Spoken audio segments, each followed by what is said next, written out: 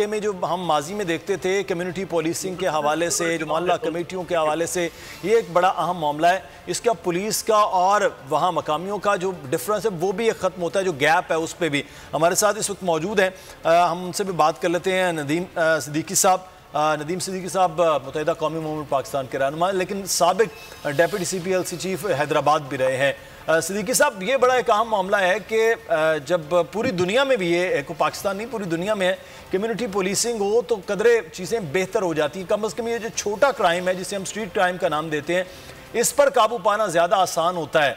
तो इसकी जानिब हम गए और फिर उसके बाद वापस आ गए, तो ये भी समझते हैं कि ये दोबारा से एक्टिव हो तो हम इस पर काबू पा सकते हैं, ये जो इस वक्त सूरत हाल है। बिस्मिल्लाहिर्रहमानिर्रहीम। जी, पहले तो शुक्रिया आपका, बहुत अहम मौजू पे आपने मुझसे बात करी। देखें, जैसे आपने बताया कि मैं CPLC का हैदराबाद का तकरीबन कुछ 6 साल डिप्टी चीफ भी रह चुका हूँ, तो यकीनन ये सारी चीज़ें हमने इस वक्त भी की हैं और उसके बाद भी आज भी हमारे दोस्त वहाँ मौजूद हैं जो इस काम को देख रहे हैं। लेकिन सब बेसिक चीज जो आपने अभी जो बात करी कि हमारे यहाँ के और जो अपने जहांगीर साहब ने भी, आपका जहांगीर साहब ने भी बात करी कि यहाँ जो शहर में आए जाते हैं वो सारे पॉलिटिसाइज हैं ना। अब ये पहले तो हमें ये तय करना है कि अगर यहाँ क्रिमिनल को खत्म करना है, लॉ एंड ऑर्डर बेहतर करना है, तो हमें ये सोचना पड़ेगा, ये हमें देखना पड़ेगा कि यहाँ के जो SHOs हैं, स्पेशली SHOs, वो मुकामी लगने चाहिए। ठीक है जी। अब अगर हम ये कहते हैं कि ये हैं पुलिस के अफसर, लेकिन आप यकीन करें कि मैं आपको इस चैनल पे या इस चैनल के तवज्जुह से ये बात बिल्कुल क्लियर बता रहा हूं कि आप FIR देखें, कोई भी FIR उठा लें, आप पिछले 10 साल की FIR उठा के रिकॉर्ड देख लें, चेक कर लें, मैंने देखी हुई है कि उनमें जो भी यहाँ पर कल्प्रेट्स हैं, जो भी यहाँ पर नॉमिनेटेड हैं, जो भी यहाँ पर बदमाशियां कर रहे हैं, उसमें ज्यादा ताल्लुक जो है वो अंदरूनी सिंध के लोगों का होता है। अब आप ये देखें कि जो डाके मारने वाले लोग हैं, जो डकैती, जो क्रिमिनल हैं, वो भी अंदरूनी सिंध से आए हुए हैं। अब जो उनको साहूकारी जो करने के लिए बैठे हैं, वो जो SHO जो लगाए हुए हैं, वो भी सारे के सारे अंदरूनी सिंध से आए हुए हैं। ज्यादातर लोग जो है वो एक दूसरे से उनके ताल्लुक होते हैं।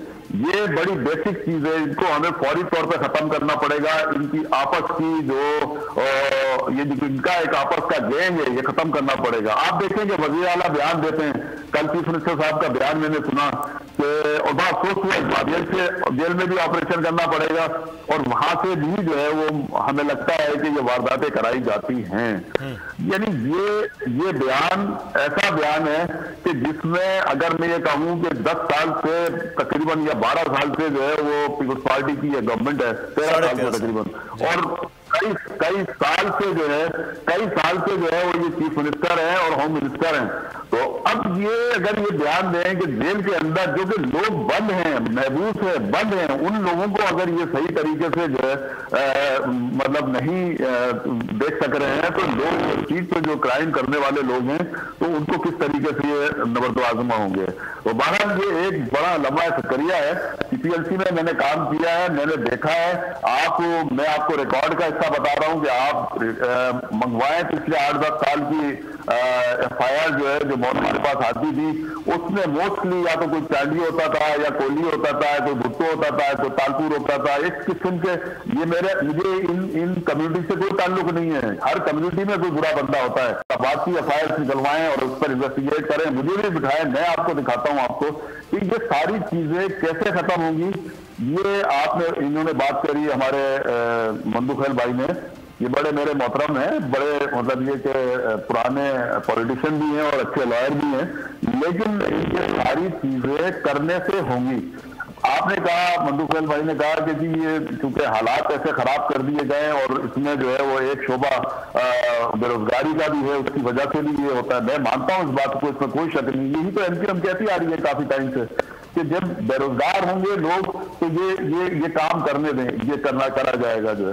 तो हमारे यहाँ सिंध में आप देखें कि अब हम हर तरीके से कोर्टों में गए हुए हैं इसी हवाले से कि जो डोमिसाइल, जो शहर के लोगों के डोमिसाइल है, वो इंटीरियर से जो है वो आके शहर से बना दिए जाते हैं और वहां से भी नौकरी दी जाती है। हमें उससे कोई, मैं फिर कहूंगा कि सरोकार नहीं है, बिल्कुल वहां के लोगों को भी मिलना चाहिए, लेकिन डोमिसाइल बेस पर इनको यहाँ पर जो रोजगार मिलता है अगर कराची के लोगों को, तो वो उनके लिए सूदबंद साबित होता है। लेकिन उसके बावजूद भी आप ये देखें कि जो लोग पकड़े जा रहे हैं वो इनके ही हैं, तो नौकरियां भी उनको मिले और दाड़ियल भी वही बने।